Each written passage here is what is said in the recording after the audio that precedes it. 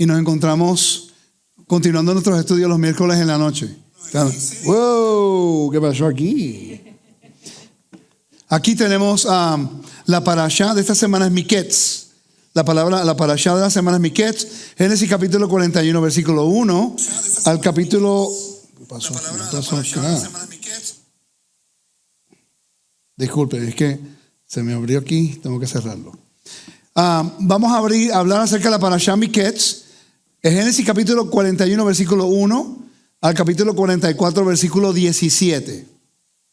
La palabra Miketz es una palabra bien interesante. La palabra Miketz significa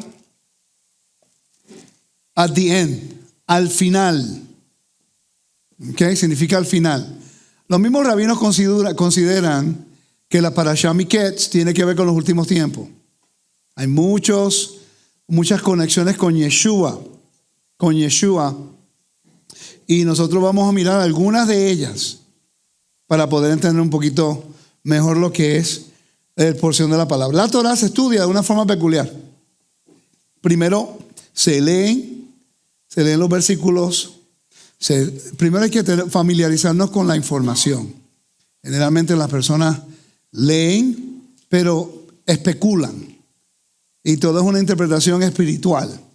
Nosotros, en Roca Eterna y los maestros de Roca Eterna, estamos enseñando cómo utilizar el contexto cultural, histórico, geográfico, topográfico, bíblico y hacer conexiones que después podemos extraer una aplicación espiritual. ¿Okay? Pero lo espiritual no viene primero. La Biblia nos dice que la Torah viene primero y la Torah es espiritual, como dice Romanos. Romanos capítulo 7 lo dice, que la ley es espiritual. Entonces, el espíritu y la Torah son sinónimos. ¿Me están siguiendo? ¿Me siguen?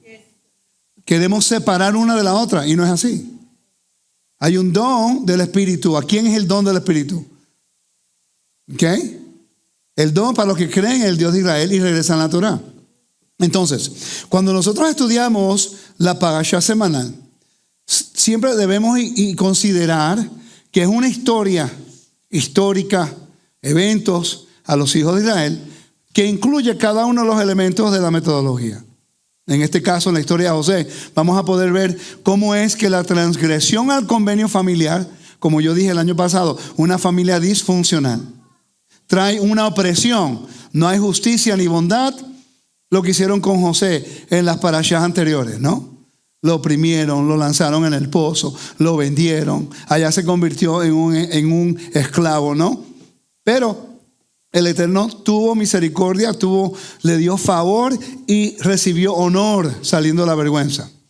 Cuando sacaron a José del sepulcro o la cárcel, es una metáfora, ¿no?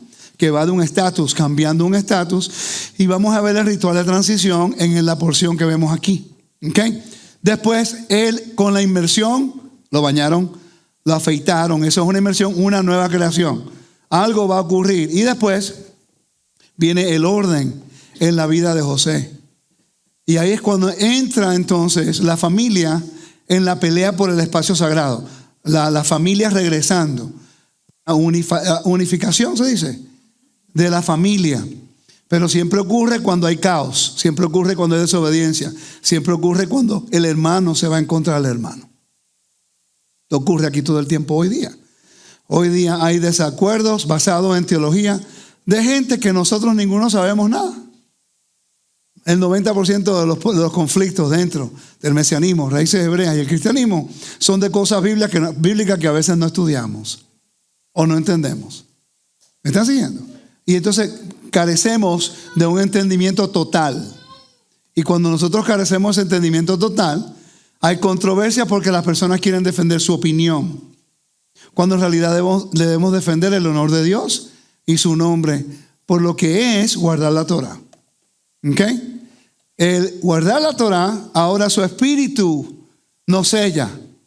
Y cuando guardamos la Torah y caminamos el mandamiento, el Espíritu del Eterno puede obrar en nosotros. Sin Torah, es difícil discernir cuál es el espíritu que está dentro de ti. Porque hay personas que dicen que tienen el Espíritu Santo, el Ruach HaKodesh, y tienen todo lo que pretenden ser señales del Espíritu Santo, pero no comen limpio, no guardan el mandamiento, no guardan las fiestas. No son espacios sagrados. Como el Espíritu Santo de Dios, puedo morar en vasos profanos. Si estudiamos el templo lo podemos ver. Entonces vamos a estar aquí viendo cómo es que José está tratando ahora de recibir el honor que Dios le quiere dar por su fidelidad todo el tiempo que estuvo en Egipto. Todos los retos, las pruebas que tuvo, todas estas cosas que lo define a él como un líder, la experiencia que él tuvo cuando fue vendido, los hermanos rechazaron, cuando fue a Egipto, cuando fue probado en Egipto, cuando lo lanzaron en la cárcel. Eso le sirvió para entonces él poder ser el líder de un país, segundo en el poder. ¿Ok? Me voy a tratar de mantener en una línea hoy, porque esto se presta para hablar de la otra línea, que es la controversia más grande del mesianismo. Ya yo he hablado mucho de eso ya. Yo creo que mi posición está clara. ¿Ok? Y el que no lo vea no está leyendo el libro de Génesis capítulo 41, porque más claro no puede ser. Llega un momento que ya como vamos a dejar que la Biblia hable, porque ya no podemos seguir empujando a la gente que crea en algo que no quieren creer. Y no hay ningún problema. Siempre y cuando nos comprometamos quién es el Mesías y quién es el Mesías de Israel, estamos bien. Lo demás, cuando Mashiach venga, Él nos dirá todas las cosas. ¿Ok? Y yo soy hermano de todos los que creen en Yeshua el Mesías. No importa si creemos diferente en una cosa u otra, no te voy a descartar, no te voy a minimizar y no te voy a rechazar tampoco. Porque yo entiendo que estamos en un camino. Y yo no creo hoy lo mismo que creía cuando empecé, que tenía 5 años en esto. ¿Verdad, Jolie? ¿Ok? Todos creen igual a 1, 2, 3, 4, 5 años. Podemos estudiar y después empezamos a abarcar. Por eso que ustedes no tienen la menor idea lo mucho que están aprendiendo y tan rápido con Rafi, con Lisa y con los estudios que estamos dando. Se está ahorrando mucho dolor de cabeza a largo plazo. Amén. Ok. Entonces, lector. Ya estoy mal acostumbrado con la hermana, leyendo siempre ahí. Tienen engreído acá. Vamos a comenzar el capítulo 41. Si solamente cubrimos el capítulo 41 no hay ningún problema. Mi meta es ir al capítulo 41, conectar algunas cosas y después posiblemente cubrir el capítulo 44. Porque el sábado, si me dan permiso. ¿Sí? Ah, bueno. Es que nunca quiero presumir, ¿no? Si ellos me dicen que puedo, asumir, pues te enseño. Si no, que enseñe a la hermana, si no. Ah, todavía, ok, seguimos. Capítulo 44, versículo 1, Miquets.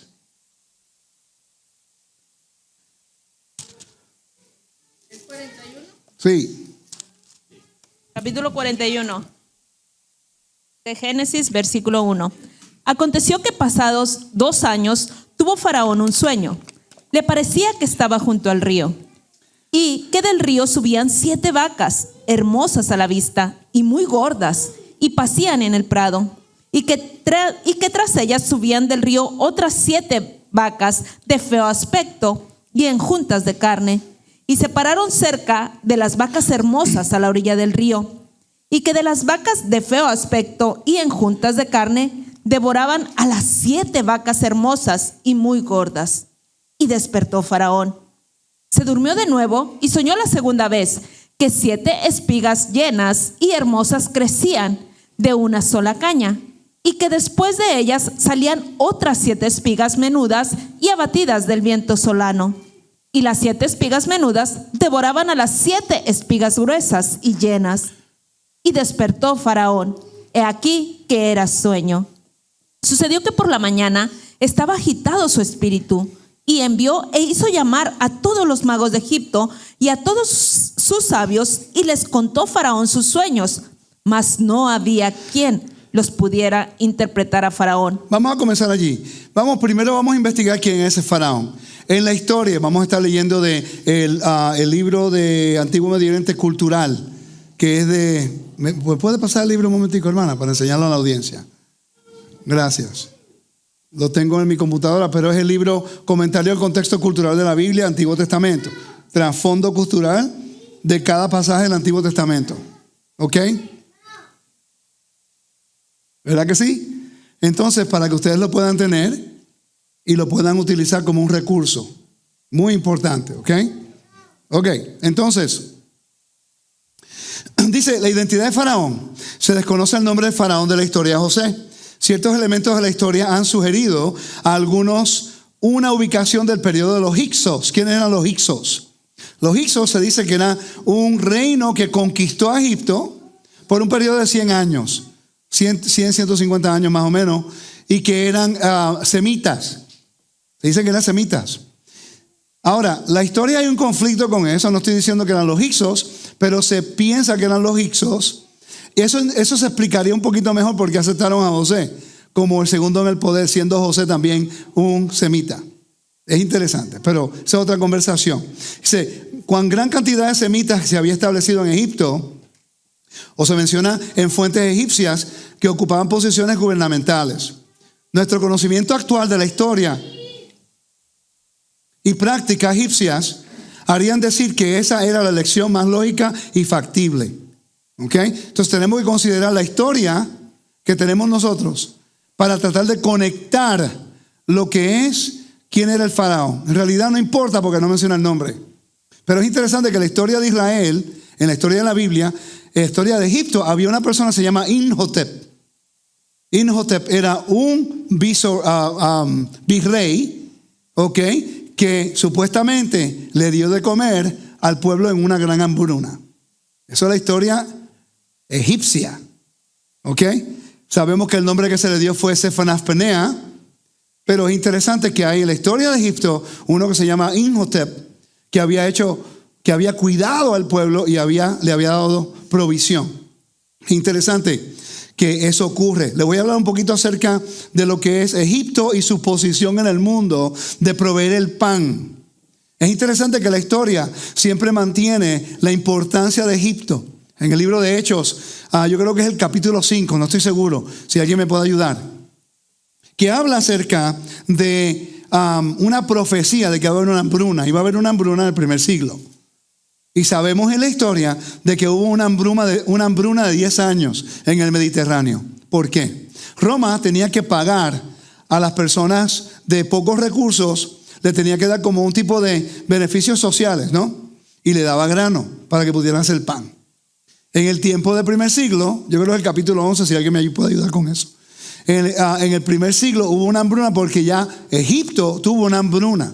Y Egipto es como Kansas City y como Nebraska y estos lugares que tienen mucho maíz y tienen mucha harina, tienen mucho trigo. En Estados Unidos el bread basket, que es la canasta de pan de todo Estados Unidos, que es el grano. Que Egipto siempre se consideró como el lugar donde se proveía el grano y la comida y el pan. Hermana, ¿tiene el versículo? El versículo 28. ¿Puede leerlo? Del capítulo 11 dice, y levantándose uno de ellos, llamado Agabo, daba a entender por el Espíritu que vendría una gran hambre en toda la tierra habitada, la cual sucedió en tiempo de Claudio. La Biblia lo dice, el tiempo de Claudio, ese es el tiempo cuando Pablo estaba viviendo. Ahora vamos a entender 1 Corintios mejor. Ora y come tranquilo, mijo. Entonces, si no sabes que ha sido carne dedicada a ídolos y te la sirven, ora y come. Ni pregunte, porque había hambruna. Y la preservación de la vida por encima de todo. Pero si no sabemos de ese evento, vamos a pensar que ahora tenemos permiso de comer cuántos camarones hay. ¿Ok? Y es falta de contexto. Entonces ya vemos una secuencia y si vemos la historia greco-romana, sabemos la gran influencia de Egipto y por eso era que Roma quería un convenio con Egipto, porque el imperio estaba creciendo y era algo que era de, ¿cómo se dice?, logística. Queremos pan para el reino, tenemos Egipto, necesitamos Egipto. Igual que Asiria. Asiria necesitaba aceite de oliva. El aceite de oliva no aparece tanto en Mesopotamia ni en Asiria. Aparece siempre en el tiempo de Israel, en el lugar de Israel y en el Líbano y hacia el sur de Israel. Por eso era preservado por los babilónicos y por los asirios, porque tenían unos recursos que ellos no poseían. ¿Me están siguiendo? Entonces, entendiendo la fauna, la flora, el lugar geográfico, nos ayuda a entender la historia y el por qué los eventos ocurrieron. Cuando estemos en Israel, que lo lleve al Museo de la Biblia, vamos a ver la importancia del puente de Israel, Israel como un puente entre Asia y Egipto. La importancia geográfica, topográfica de Israel hacia el mundo antiguo. Y ahí va a tener más sentido, ¿ok? Entonces, Cuando hablamos de los sueños dobles, está hablando aquí el capítulo 41, versículos 1 al 7, que Faraón tiene un sueño y lo tiene 2 veces. Mira lo que dice el comentario. En el antiguo cercano oriente, generalmente se daba por sentado que los sueños eran comunicaciones de los dioses. Algunos eran muy simples y directos. Ver el sueño de Jacob en Betel, Génesis 28, versículo 10 al 22. Pero en los casos en que el rey o el faraón estaba involucrado, a veces se agregaba un énfasis especial por medio de la experiencia de un sueño doble. Por eso, aquí se cuenta que el faraón tuvo 2 visiones que le advirtieron de la hambruna que venía sobre Egipto. Da la coincidencia que José está preso, da la coincidencia que hay 2 personas que quedaban presos que estaban cerca del rey, da la coincidencia que el faraón tiene un sueño que nadie puede interpretar, y da la coincidencia que a uno de los que están presos lo dejan libre y regresa a su puesto anterior. No hay coincidencia en el Eterno. Está el favor. Si José no hubiera pasado por la prueba moral de resistir la tentación, si José se hubiera dado por vencido y se hubiera asimilado a la cultura egipcia antes de exponerse en su posición, ¿okay? Y se hubiera dado por vencido porque sus hermanos quisieron matarlo, su familia no lo quería, fue la esclavitud, él preservó su integridad y su dignidad en todo esto. Él se mostró un hombre justo y moral. Recuerden que la impureza moral es lo que nos mantiene fuera de la esfera de la vida. Fue la impureza moral de sus hermanos que causó que sufrieran hambruna. Recuerden eso. Lanzaron a su hermano en el pozo. Trataron de matarlo. Lo vendieron. Lo odiaban. ¿Qué ocurrió en la familia de Israel después de esos eventos? Rubén se acostó con la mujer de Jacob, con una de sus madrastras. Judá se fue y se casó con una mujer cananea. Allá tuvo problemas con Tamar y tuvo problemas con sus hijos que murieron. Caos, porque no guardaron el convenio entre familias. Israel, como usted me mencionó anteriormente, el problema de Israel siempre ha sido interno. A través de la historia de Israel, los problemas de nuestro pueblo no pueden venir de afuera, porque Balaam mismo lo dijo, que no hay adivinación ni agüero en contra de Israel. Agurero. ¿Ok? Entonces, quiere decir que ¿por qué estamos pendientes y estamos siempre preocupados que va a venir ataques en contra de nosotros? Vivimos en un mundo real, pero el Eterno nos protege a nosotros, ¿no? Entonces, lo que ocurre es que el pueblo de Israel, siempre ellos mismos se envuelven en el pecado moral. Y aquí José fue probado. Y él pasó la prueba, que abre la puerta hacia la bendición. ¿Ok? Entonces sabemos que a mí me ocurrió en mi vida personal, por cierto. Me ocurrió un sueño 2 veces. El mismo sueño 2 veces. En una ocasión, fíjese, estaba en la iglesia y una persona profetizó. 2 veces ocurrió en la iglesia de que yo iba a ir a las naciones. Una vez cuando tenía 15 años y otra vez cuando tenía 16 años. ¿Ok? 2 veces ocurrió eso. Pero tuve un sueño en la cual yo estaba en un estadio en Puerto Rico. Había un estadio donde yo jugaba béisbol. ¿Ok? Y yo recuerdo que cuando yo pasaba, yo estaba viviendo en Venezuela, y cuando yo pasaba por el estadio a visitar a mi papá, siempre me recordaba, y estaba viviendo en el mundo, pero siempre recordaba ese sueño. Que estaba hablando al frente de una audiencia, pero no me escuchaba. El estadio estaba full. Nunca he hablado al frente de un estadio, pero el estadio estaba full. Y yo nunca podía escuchar lo que yo estaba diciendo. Después tuve otro sueño igual, que estaba en un lugar oscuro, vestido de negro, al frente de una audiencia, pero tampoco escuchaba lo que estaba hablando. ¿Te recuerdas en Sukkot? Cuando yo regresé a las cosas del Eterno, empiezo en el ministerio y me encuentro en Sukkot, donde hay sobre 1000 personas. Yo estaba vestido de negro. Mi esposa sabía de ese sueño.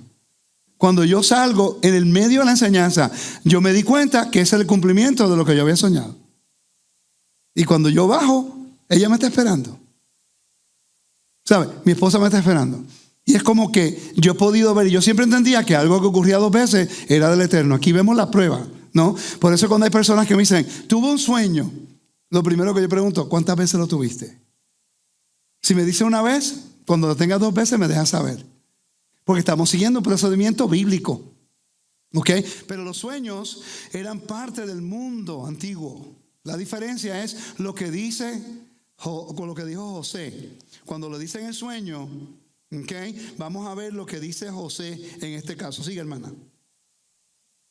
Versículo 9. número 9. Entonces el jefe de los coperos habló a Faraón diciendo: me acuerdo hoy de mis faltas. Cuando Faraón se enojó contra sus siervos, nos echó a la prisión de la casa del capitán de la guardia, a mí y al jefe de los panaderos. Y él y yo tuvimos un sueño en la misma noche, y cada sueño tenía su propio significado. Estaba ahí con nosotros un joven hebreo, siervo del capitán de la guardia, y se lo comentamos, y él nos interpretó nuestros sueños, y declaró a cada uno conforme a su sueño. Y aconteció que como él nos lo interpretó, así fue. Yo fui restablecido en mi puesto y el otro fue colgado. Entonces Faraón envió y llamó a José, y lo sacaron apresuradamente de la cárcel. Y se afeitó y se mudó sus vestidos y vino a Faraón. Ok, vamos a parar allá. Aquí tenemos que hablar un ratico. Afeitarse, ¿qué significa eso en el antiguo Medio Oriente? Hicieron unas cuantas cosas. Tuvieron que bañarlo, lógicamente. Lo bañaron, lo afeitaron, le pusieron vestimentas nuevas. Un ritual de transición. Cada vez que vemos nosotros eso en la Biblia, siempre representa un ritual de transición. Siempre. ¿Ok? Entonces, dice el comentario, como una forma de estar más presente ante Faraón, José se afeitó. Esto podía incluir la cabeza, como en Número capítulo 6, 9, así como la cara en Jeremías 41, 5. Por tanto, debe haber cambiado su apariencia para que fuera más parecida a un egipcio. Entonces, pero lo importante es que esto cae bajo lo que se llama nueva creación. Es un cambio de estatus.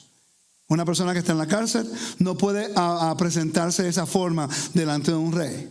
Por eso cuando nosotros venimos al evangelio, nuestro estatus cambia.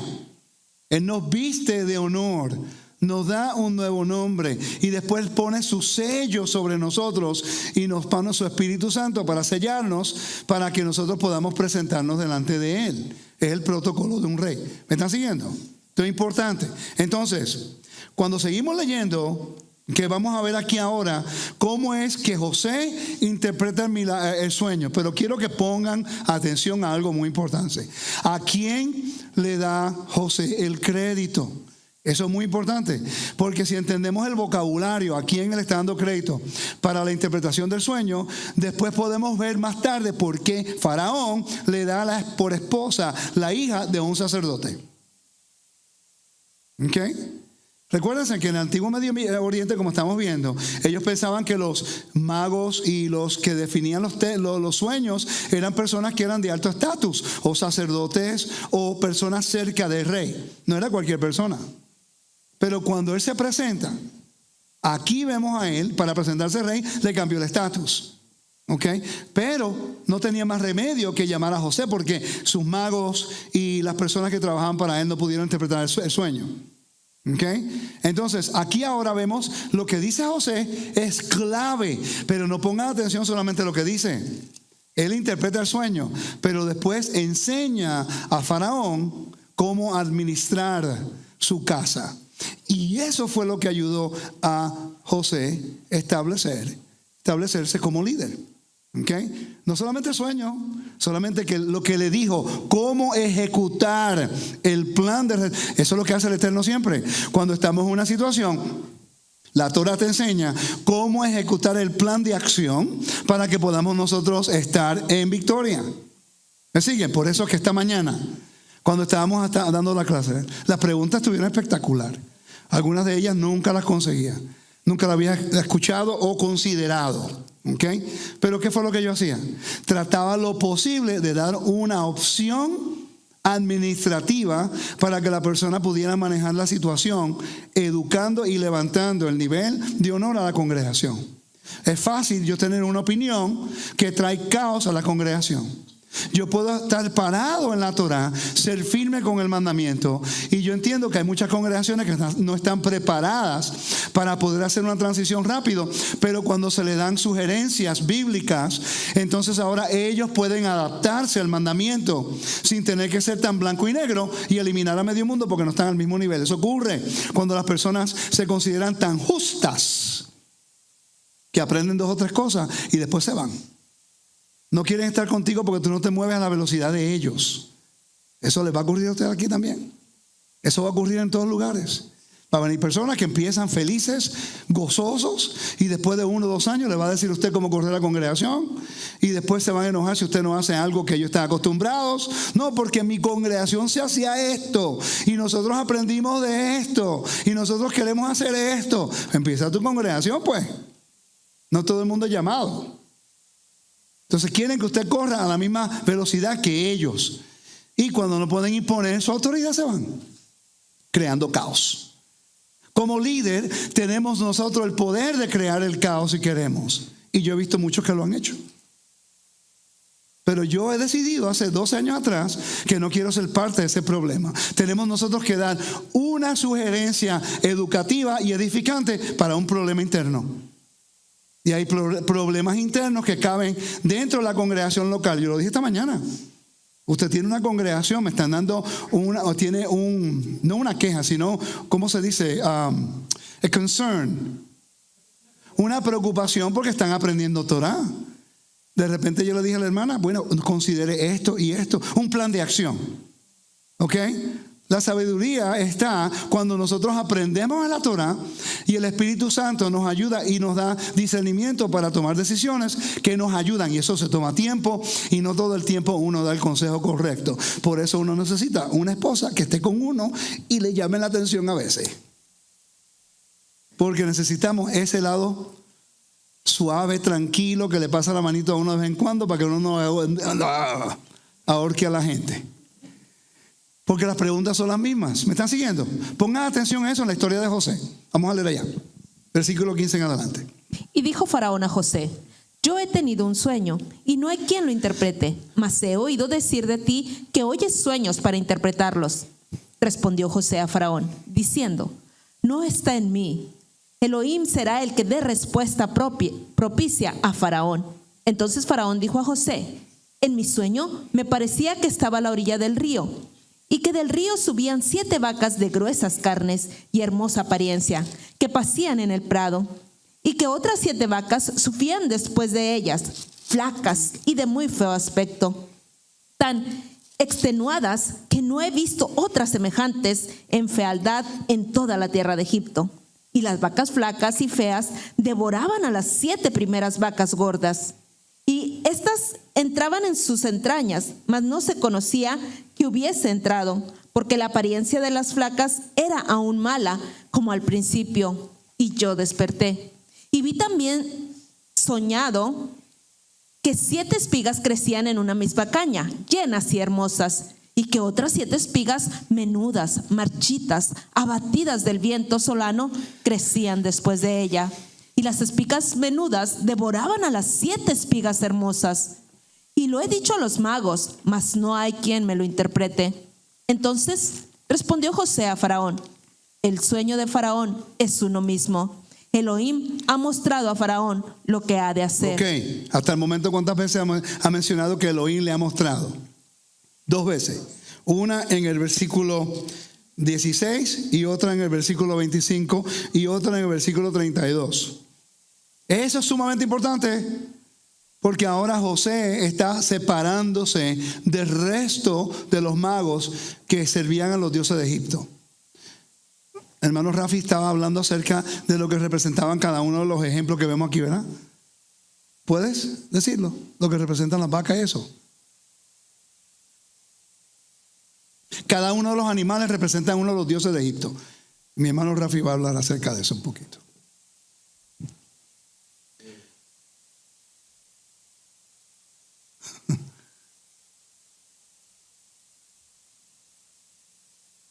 Pasa por acá, que acá hay otro. Ay, ya creo que se arregló, va a ver. Micrófonos por todos lados, eso es. Ahora sí, ahora sí. Bueno, una la vaca era representativa también de una diosa. Me fue el nombre, no sé si era Hathor o era la otra, no recuerdo. El río también representaba a otra deidad. Entonces, cuando el faraón está viendo eso en su sueño, está creando un caos. Porque si los dioses están en caos, el reino también va a estar en caos y Egipto completo. Exacto. Para apoyar más lo que mi hermano Rafi está diciendo, en la mitología egipcia se encontraba que se llamaba Maat. Maat era la diosa del cosmos. Faraón se encargaba de mantener la justicia y el cosmos intacto todos los días. ¿Okay? Maat. Si había un caos de alguna forma, en este caso de las vacas, y lo que él está hablando, quiere decir que había juicio para Egipto. Es interesante que los magos de él no entendían. Recuérdate que todos servían diferentes dioses. ¿Cuántos estudiamos egiptología? Ese es el problema. El pueblo de Israel estuvo en Egipto sobre 200 años como esclavos o viviendo allá.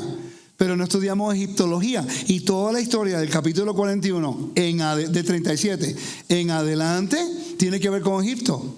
Hasta el último capítulo hasta el capítulo 12 del libro del libro de Éxodo. ¿Ok?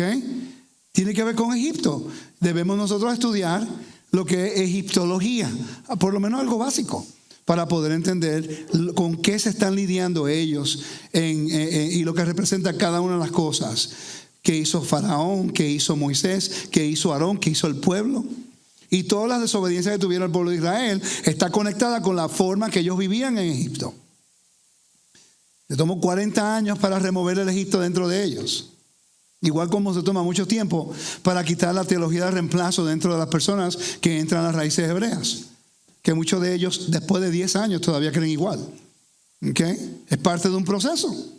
Pero lo que tienen todos en común, que la mayoría que no pueden salir de ese tipo de enseñanza, son los que no se enfocan en el estudio del templo. El templo te enseña quién da el convenio, de dónde sale la justicia, quién te da el honor, cómo te convierte en una nueva creación, qué es el orden del caos y los espacios sagrados para honrar el nombre de Elohim. Entonces, para tú poder entender estos conceptos, tienes que manejar una diferencia en tu estilo de vida que no aparenta ser como lo que el mundo hace. No podemos vivirlo. Por eso la Torah es un estilo de vida. Es interesante que José estaba viviendo de acuerdo a los valores que él aprendió en su familia. Por tribulación, por persecución, por tentación y todas las pruebas que él mantuvo sus valores. Y obviamente se lo enseñó a sus hijos cuando nacieron. ¿Ok? Recuérdate que Efraín y Manashe eran de una madre pagana, que de acuerdo al judaísmo no son judíos. Es interesante que Efraín fue el que hizo introducción a la idolatría al reino del norte en el tiempo de Jeroboam. Quiero que solamente piensen en eso. Cambiaron las fiestas, cambiaron en la localización del templo, cambiaron el sacerdocio, cambiaron todo. Una aberración delante del Eterno. Eso fue lo que hizo Efraín. Y estamos viendo lo mismo hoy día. El mismo patrón se sigue repitiendo. Eso fue lo que guió al pueblo de Israel hacia lo que es la dispersión. Ok, vamos a seguir leyendo. Yo quiero que noten ahora lo que lo que José va a hacer después que le da el consejo. Quiero que usted note lo que va a ocurrir aquí, ¿ok? Versículo 26. Las 7 vacas hermosas 7 años son, y las espigas hermosas son 7 años. El sueño es uno mismo. También las 7 vacas flacas y feas que subían tras ellas son 7 años. Y las 7 espigas menudas y marchitas del viento solano, 7 años serán de hambre. Esto es lo que respondo a Faraón. Lo que Elohim va a hacer, lo ha mostrado a 3 Faraón. veces, 4 veces. Siga. He aquí, vienen 7 años de gran abundancia en toda la tierra de Egipto, y tras ellos seguirán 7 años de hambre, y toda la abundancia será olvidada en la tierra de Egipto, y el hambre consumirá la tierra. y aquella abundancia no se echará de ver a causa de la hambre siguiente, la cual será gravísima. Y el suceder el sueño a Faraón 2 veces significa que la cosa es firme de parte de Elohim y que Elohim se apresura a hacerla. Ok, vamos para allí. Hay un procedimiento aquí que quiero que aprendan que es muy importante. Esto nos va a ayudar a nosotros a definir quién tiene un sueño verdadero de Dios y quién no tiene un sueño verdadero de Dios. Cada vez que hay un sueño de Elohim, de parte de Elohim, sea de juicio o sea de lo que sea, Él te va a dar siempre la forma de salir o la respuesta de cómo sobrevivirlo. Noé, él escucha de Dios, va a haber un gran juicio en la tierra, construye un arca, agarra a todos los animales limpios y los impuros y traes toda la tierra y ¡pum! Sobrevivió en el medio de ¿qué? De una acusación divina en contra de la tierra. ¿Sí? Quiere decir que el Eterno es justo. Si Él guarda convenio contigo y te dice que algo va a ocurrir, Él te va a dar la solución cómo restaurarlo. Siempre ocurre. Interesante que cuando el pueblo de Israel fue a Egipto, a Babilonia, fueron ¿quiénes? Estuvo Daniel y después los amigos de Daniel. ¿Sí? Cuando Daniel estaba allá, él era uno de los príncipes, o no príncipes, sino uno de los consejeros de los reyes. Siempre estuvo en el lugar correcto. Dios establece algo muy importante. En todo lugar donde va a venir persecución o hambruna o cualquier tipo de tribulación en contra de su pueblo, Él se adelanta y envía personas para guardar a su pueblo en el medio de la tribulación. Lo hizo en las Inquisiciones. Hubieron personas que se acercaron al reinado de España, judíos. Hubieron personas que facilitaron para que sacaran a los judíos de España en la Inquisición. Daniel en Babilonia, Nehemías en Persia, José en la historia de Faraón. Siempre ha ocurrido igual. Siempre ha ocurrido lo mismo. ¿Qué nos dice eso? Que el Eterno es justo con la gente que está en convenio. Por un remanente fiel, Él siempre envía a una persona que los puede consolar en el momento que necesitan y que haya tribulación. En el tiempo del Holocausto, en la Segunda Guerra Mundial, ¿cuántos judíos no se encontraban en los Estados Unidos que estaban altos en el gobierno? Que pudieron abogar. Es interesante que hubo un barco que fue a Cuba y vino a Estados Unidos con un montón de judíos escapando de Europa. Y de allá los regresaron. Muchos de ellos murieron en el Holocausto.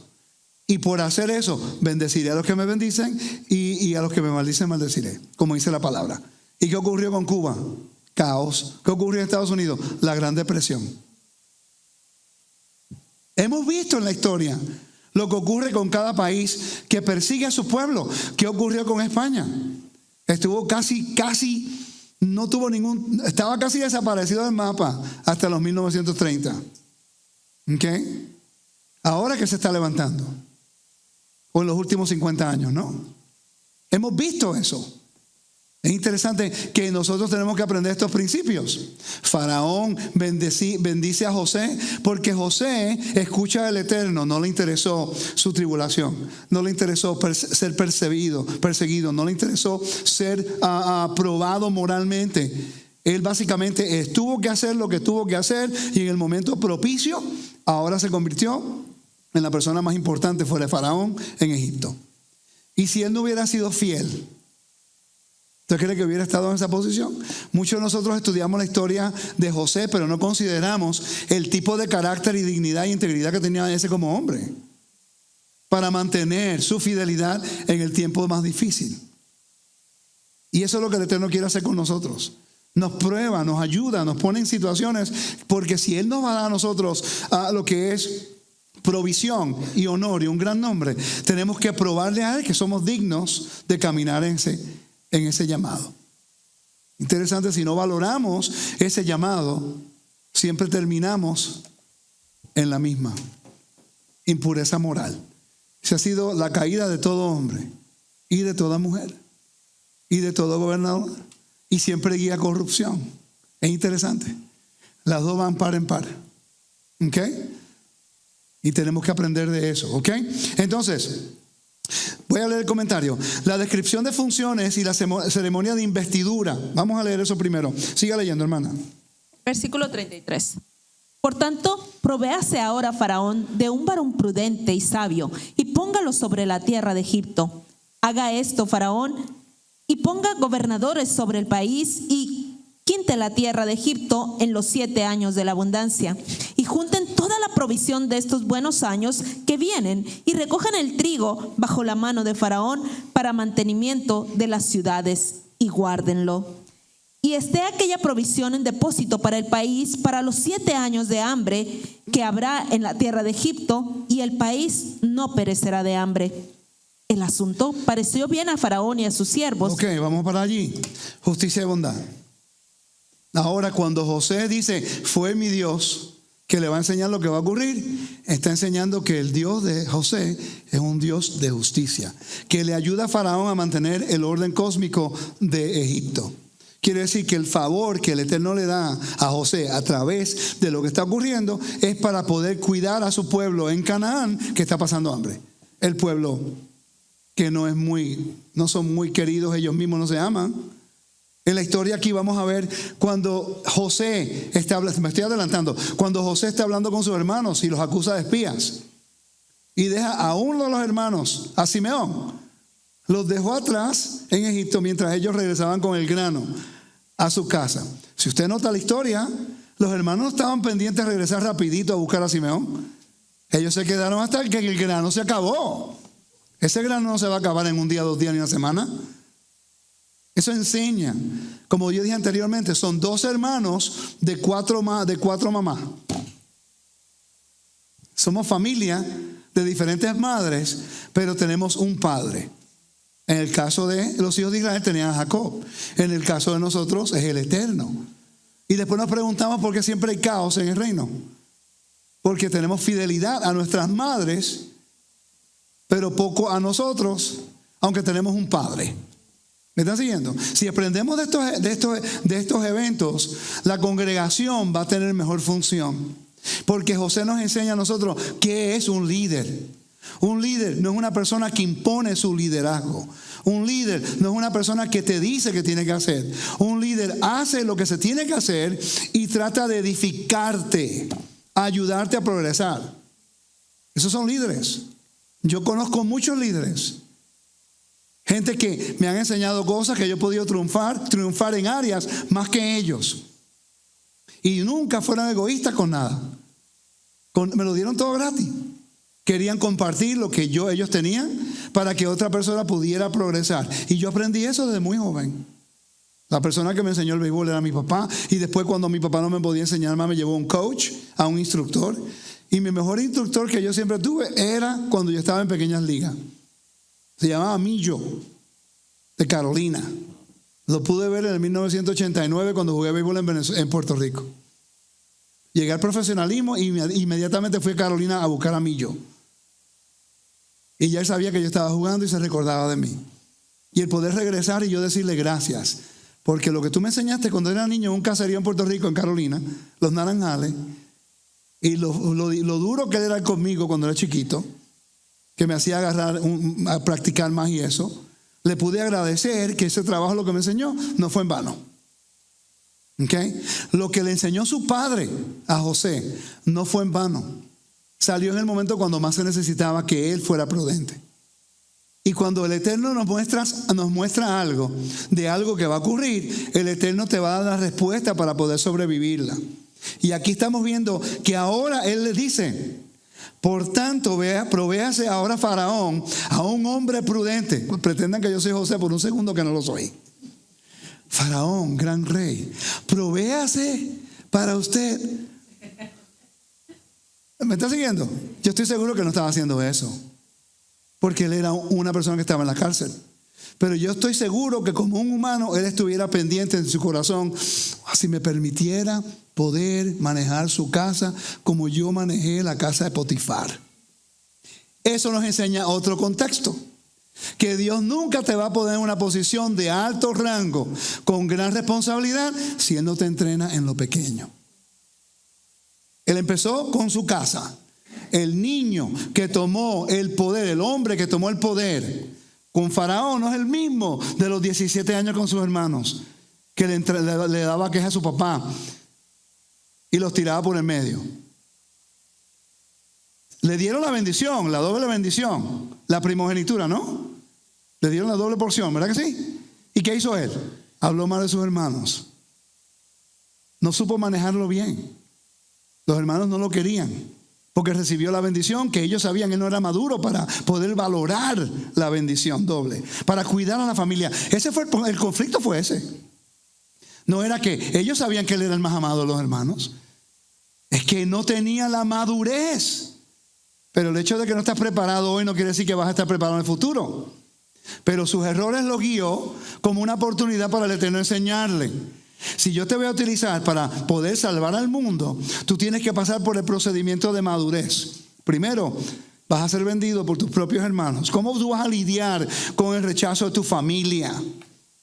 No de los moabitas y no de los amalequitas y no de los ismaelitas, de tu familia que están comiendo mientras tú estás en el pozo, que te quieren matar porque tu papá te dio la doble bendición. Judá más tarde en la historia dijo, no, yo me encargo. Si yo no respondo, yo doy por él. Pero él no lo hizo al principio. Él no lo defendió. Rubén nunca fue un líder, por eso nunca recibió la doble porción. Y su padre sabía eso.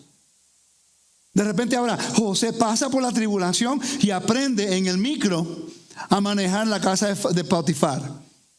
Lo manejó tan bien que la mujer de Potifar lo quería. Vio el potencial en el joven. Joven, lindo y con gran mente de negocios. ¡Wow! Todo lo que toca progresa. ¿Ok? Cuando él pasa el examen, después va a la cárcel y allá también pasa el examen. Él pasa la prueba. Ahora está listo para poder dirigir. Yo estoy seguro que si esto hubiera ocurrido en el tiempo cuando él tenía 17 años, le hubiera dicho a Faraón, yo soy el más que sabe. Y yo soy el que tengo la respuesta para tu problema. Y usted, Faraón, no sabe nada. Siéntese, yo voy a agarrar su trono. Porque no tenía la madurez. ¿Me están siguiendo? Estoy yo pensando como basado en su personalidad. Pero aquí él es más prudente. Y eso es lo más difícil para un líder. Para cualquier persona. La prudencia, Dios mío, me ha costado y todavía me cuesta. Y gracias al Eterno por mi esposa, que siempre me lo recuerda. Una vez ella me dice, Rico, tú puedes decir lo que tienes que decir sin decirlo. ¿Y eso qué es? Tuve que aprenderlo. Ella me dice, el hecho de que estás correcto no quiere decir que estás correcto. Otra más. Y por último, no permitas que tu ego se convierta en tu amo, sino tu siervo. Grandes enseñanzas en mi vida. Que si yo no hubiera tenido a esa mujer del Eterno en mi vida, yo hubiera saboteado esto hace tiempo atrás. Porque mi mente es diferente. Tenido que ser complementado con una persona que tiene el corazón del Eterno, así como yo, pero con una visión diferente y tiene otro aspecto. José aprendió eso por su tribulación y lo que era siendo perseguido. Ahora él da un plan. Ahora él te deja saber a Faraón, ¿por qué usted no agarra a una persona que le pueda ayudar? Que haga esto y esto. Ahora lo que él había aprendido manejando la casa de Potifar, ahora lo puede poner en acción. En lo macro, nacional. Empezó local y después fue nacional. Si algún día el Eterno abre las puertas para yo ir al mundo más con una audiencia más grande, es porque me he tenido que fajar y ganar la confianza del Eterno para que le abra esas puertas. ¿Ok? Porque si no, tenemos que empezar con uno. El viernes en la noche yo tenía 4 o 5 personas nada más que le enseñé por 3 horas. El sábado tuve nada más que 30 personas y estuve de las 9:30 hasta las 4 de la tarde. El domingo tuve como 30 personas de las 9:30 hasta las 4 de la tarde. ¿Qué? Y feliz, porque yo he aprendido que no es la cantidad de personas. Yo he aprendido el deseo de la persona que quiere aprender. Y no es algo, el Eterno es muy sabio. Yo he podido enseñar a frente de 1,500 personas, bastante gente a audiencia. Y después me lleva a un lugar donde son 5, 6 o 10. Para que no me crea tan importante, sino que hacer el mismo trabajo con la misma pasión, no importa quién esté, porque uno nunca sabe quién puede llevar ese mensaje más lejos que uno. sino que hay que pasar el batón. Por eso cuando veo a personas que entran en esto y después se creen que se lo saben todo, yo como que, ok, ya yo he pasado por esa experiencia. Tengo 5 en mente ahora mismo que pasaron por la misma experiencia y ya no están. Hay que pasar el batón. Eventualmente yo paso el batón.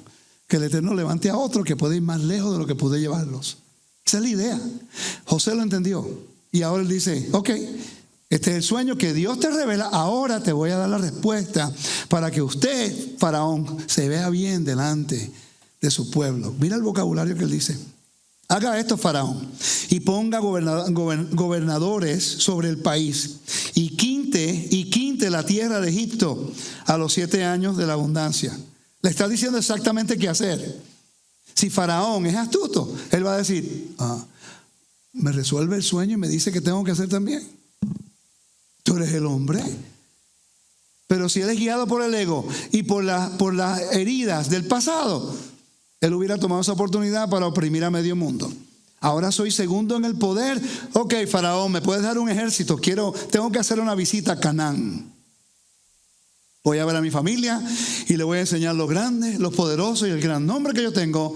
Y a mis hermanos que me quisieron matar, los voy a matar.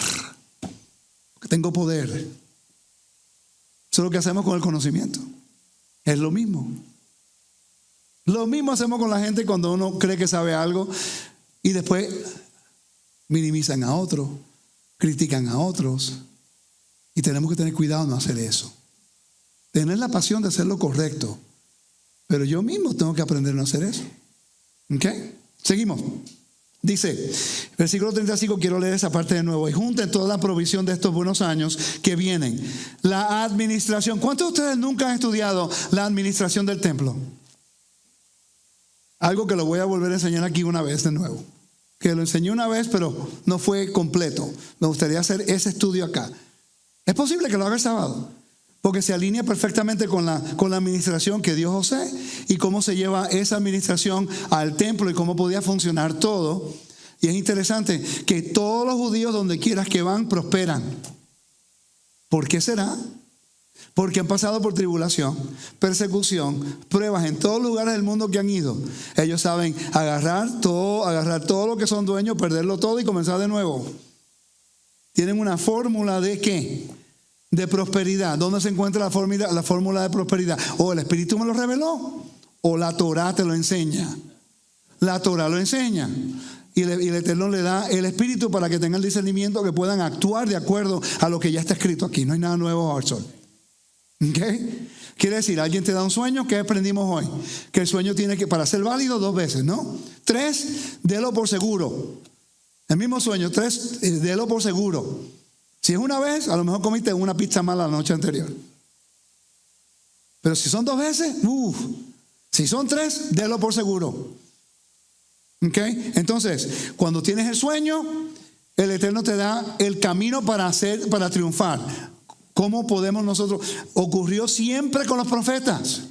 Todos los profetas decían al pueblo de Israel, consideren sus caminos y regresen a la senda antigua. Es un vocabulario de arrepentimiento, por cierto. Consideren sus caminos, regresen a la senda antigua. Y después le daba el juicio y después lo dejaba con un consuelo. Nunca lo dejaba con lo que era algo fatal. Búsquenlo en la Biblia, lo van a ver. Va a haber dispersión, pero si en los últimos tiempos se recuerdan del convenio y ustedes regresan a mí, yo restauraré, yo los traeré y los circuncidaré. Pero hay gente que se llaman profetas que te dicen que te vas a morir el año que viene y te va a hacer esto y nunca te dan la salida y cómo poder regresar al Eterno y estar bien. Ahí yo sé si es un profeta o no, en lo que dice. El Eterno nos enseña.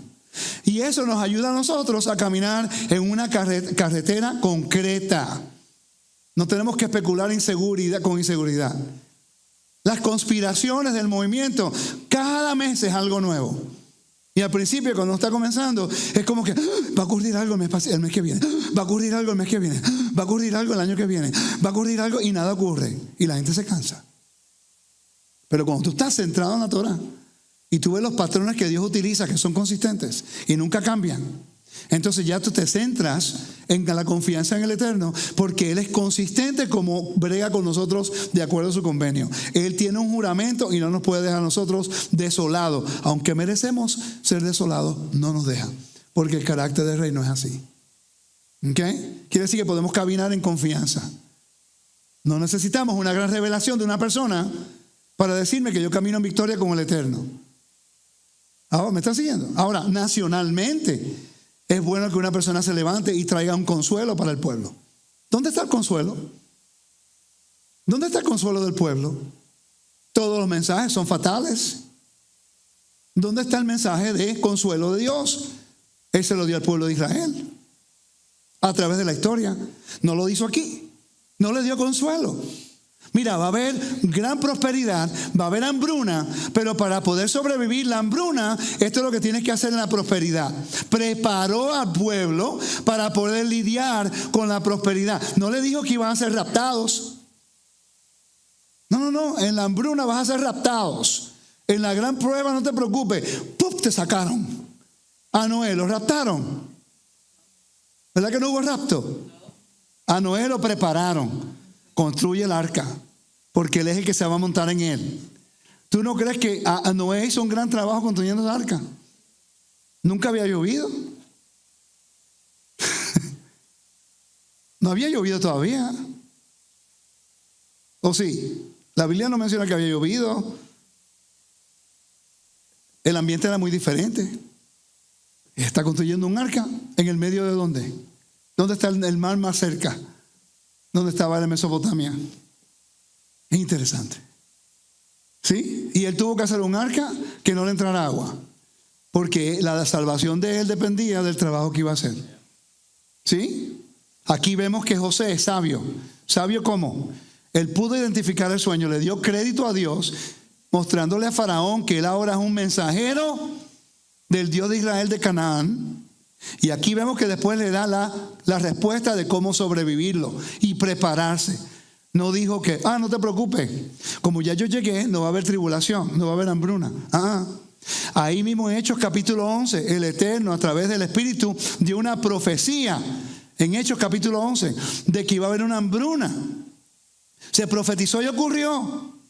Pregunta cuántas personas en el reino saben que hubo una hambruna en el primer siglo y que había profecía. Por eso es que Pablo y Santiago estaban buscando donaciones para las personas con hambre. Porque trajo provisión y predicaron a los gentiles y buscaron entre las naciones provisión para el pueblo que estaba allá. ¿Okay? ¿Me están siguiendo, no? ¿Tiene sentido? Una forma espiritual de mirar este punto de vista, pero quiero que estén bien claros en eso, que aquí estamos viendo cómo el Eterno equipó a José a cómo lidiar con la adversidad, con la tribulación, con la persecución.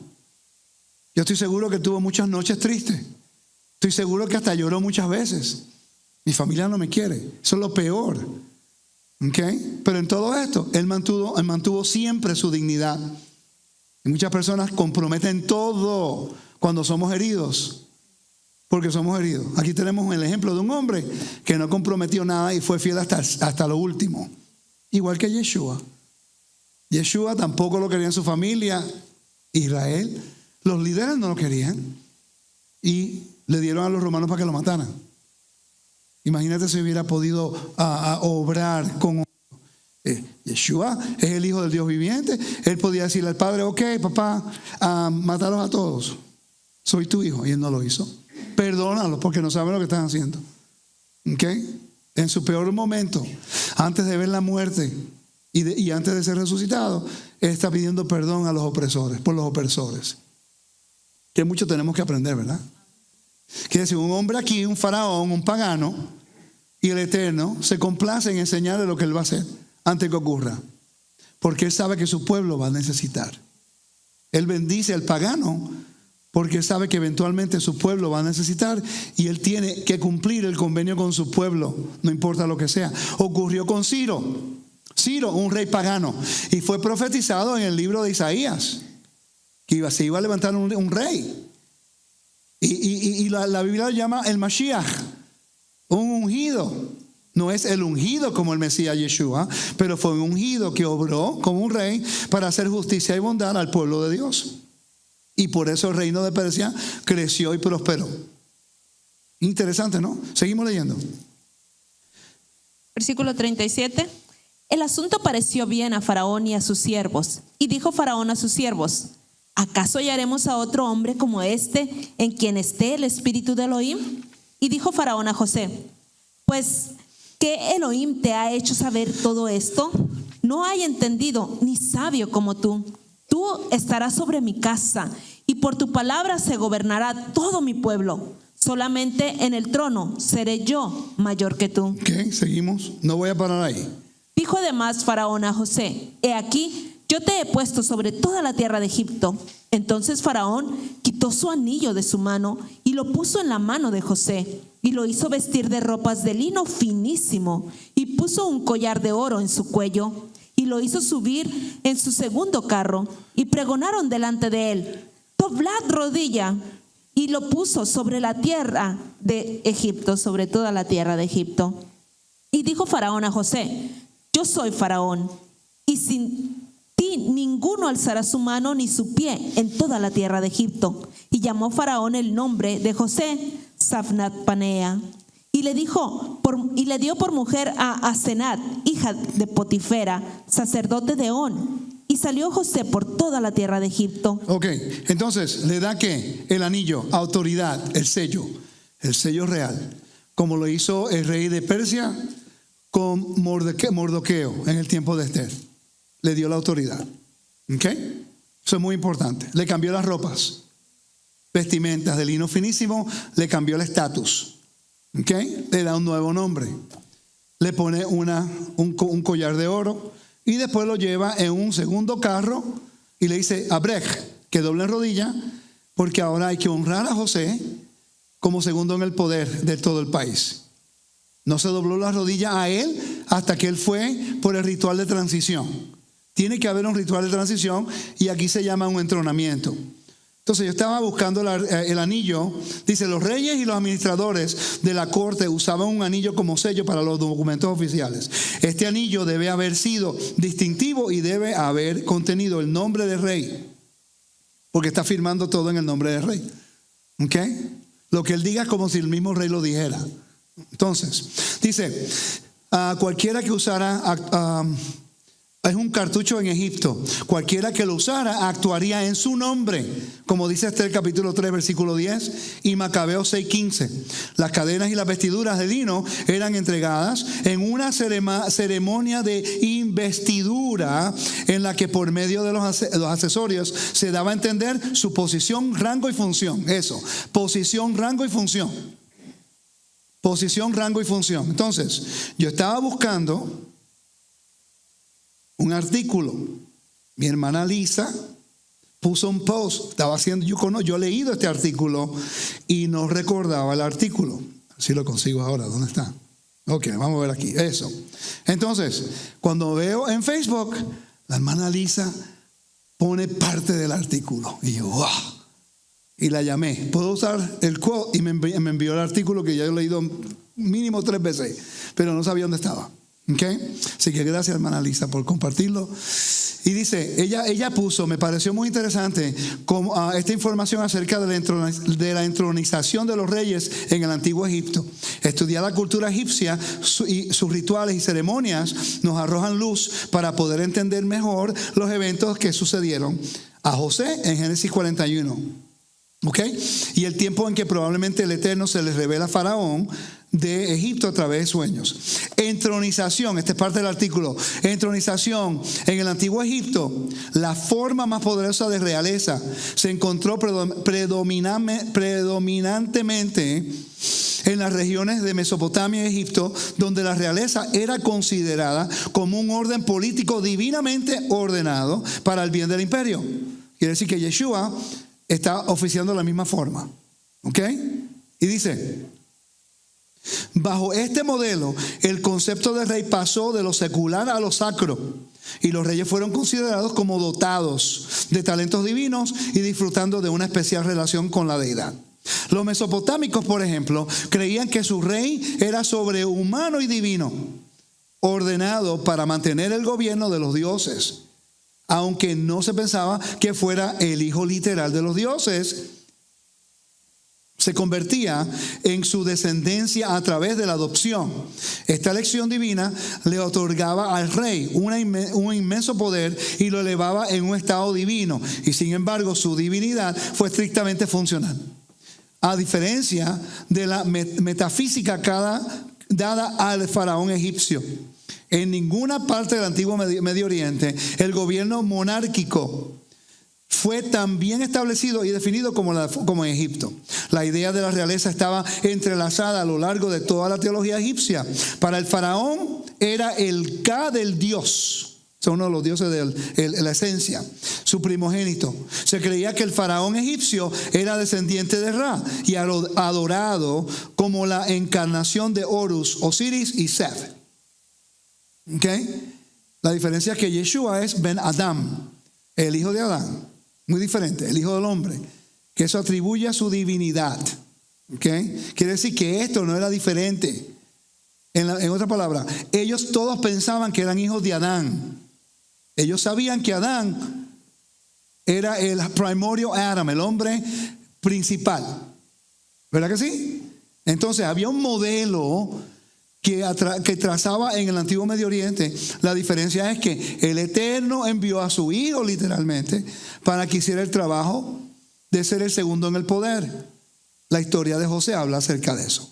¿Okay? Dice, se creía que el faraón egipcio era descendiente de Ra y adorado. Pues ya yo leí esa parte. Tal como era responsable de mantener Ma'at, el orden cósmico, el orden del universo, porque de tal manera amó Dios el cosmos, para que cualquier que crea, ¿verdad?, no se pierda sino tenga vida eterna. Yeshua fue enviado ¿para qué? Para mantener el cosmos. Eso no quiere decir que Dios está utilizando conceptos paganos para explicar quién es el Mashiach. Esto era algo que todo el mundo sabía. Esa fue la función de Adán. La función de Adán era la representación, la imagen de Dios en la tierra, para que él pudiera manejar el cosmos por el Padre.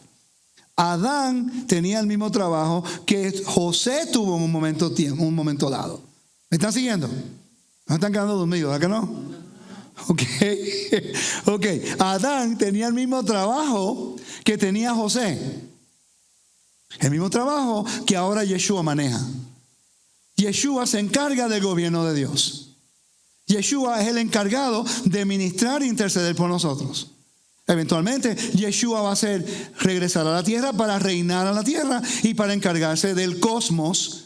Y después de 1000 años le entrega el reino al Padre. Ya todo está bajo tu autoridad. Ahora es fácil. Desde Génesis vemos el mismo patrón. ¿Me están siguiendo? El rey de Israel hacía lo mismo. La función del rey de Israel era ser la imagen del Dios en la tierra. Se consideraba el príncipe. Lo dice la Biblia. Que Salomón y David eran príncipes de Dios. Y Hechos capítulo 5, versículos 30 y 31, habla que Yeshua era el líder o el príncipe, si vemos la palabra en griego. El mismo patrón. ¿Ok? Entonces dice, vamos a seguir leyendo. Dice, el señor de Maat, el faraón, contendía contra los poderes del caos. Poderes que prevalecieron desde el momento de la muerte de un faraón hasta la ascensión de su sucesor. Quiere decir, cuando hubo el sueño, que viene hambruna. Para Faraón, él dice, el Maat está en caos. Voy a perder mi autoridad. El reino se va a voltear en contra mía y ahora voy a perder mi autoridad. Cuando vino José, y le da respuesta y le da la solución al problema, él lo pone en segundo el poder. Porque ¿quién mejor de manejar la situación? El que está dotado para poder manejar el reino. ¿Quién mejor que pueda manejar el reino de Dios que el Hijo del Todopoderoso? El mismo Hijo de Él. ¿Me están siguiendo? ¿Quién mejor? La historia bíblica nos está enseñando cómo el Eterno quiere restaurarnos al Edén. ¿Cómo lo hace? A través de un convenio. Y José se convirtió en el rey de justicia. Y interesante que se casó con una mujer que era hija de un sacerdote. Es posible que como era un rey de justicia, estaba oficiando entre los dos. Pero como no es Israel y no es la nación, pues él podía trabajar entre los dos, las dos funciones. Líder, no es rey faraón, segundo en el poder. Y también como hijo fue adoptado por la casa de Potifar. Se casó con la hija de él. Pero en la Torah no se permite que un rey actúe como un sumo sacerdote también al mismo tiempo. No puede. El sumo sacerdocio pertenece a los hijos de Aarón y el reinado pertenece a la línea de David, porque el pueblo rechazó que Dios fuera su rey cuando pidieron a Esaú. ¿Me están siguiendo? Ok, entonces seguimos. Dice, Faraón era el abogado absoluto, la misma fuente, la fuente misma de la justicia, el dador de vida, sustentador de la fertilidad y dispensador de abundantes bendiciones. Los reyes egipcios, siendo divinos, eran adorados en su vida y en su muerte. Tenían una relación especial con los dioses, eran considerados reyes y sacerdotes. En la Torah no se permite un rey ser sacerdote a la misma vez, haciendo esa función a la misma vez. Separación de poder, dígame. Cuando estamos hablando de los faraones, al principio comenzamos hablando acerca de los hicsos. Sí. Que se creía que ellos estuvieron gobernando en Egipto. Cuando hablamos en especial de este faraón y del tiempo de José, estamos hablando de los hicsos. Podemos decir eso, hay algunas diferentes teorías, pero el consenso es que puede haber sido los hicsos. Y ellos, lo que mencionó al principio es que ellos eran semitas. De Sem.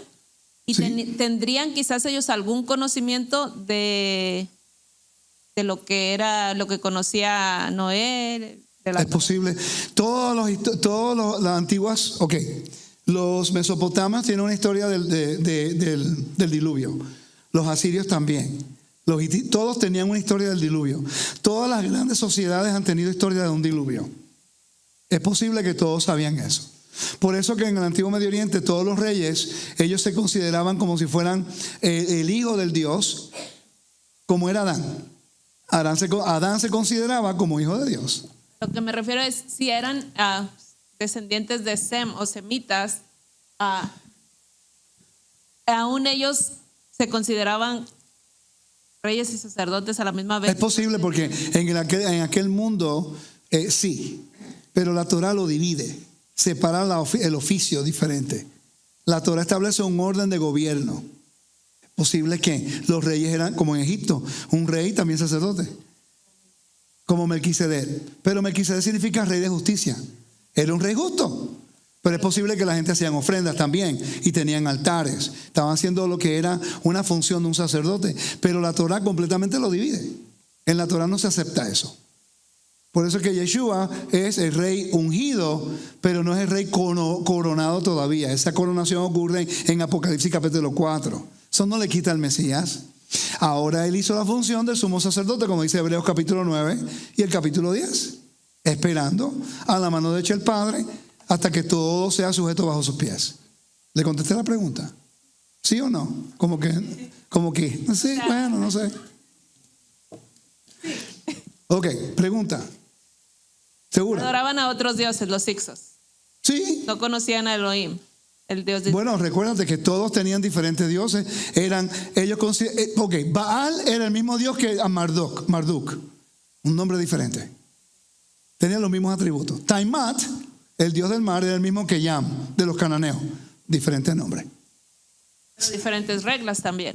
Sí, pero todos consideraban que había un Dios, pero le llamaban diferentes nombres y lo adoraban de su forma. El sincretismo es la diferencia. En la Torah te explica exactamente cómo adorar al Dios de Israel, que nos identifica y nos separa. Por eso es que no podemos mezclar una cosa con la otra. Los egipcios mezclaban todo, los griegos mezclaban todo, los romanos mezclaban todo. No sabían cuál era el Dios verdadero, pues en cualquier cosa era un Dios, vamos a adorarlo. La Torah dice no. Y nos enseña cómo es que podemos distinguir al Dios de Israel de entre las naciones. Esa es la diferencia que tenemos nosotros. Que para Faraón, cuando dice el Dios Elohim, pues obviamente tú eres de aquel país, pues tú crees que es un Dios.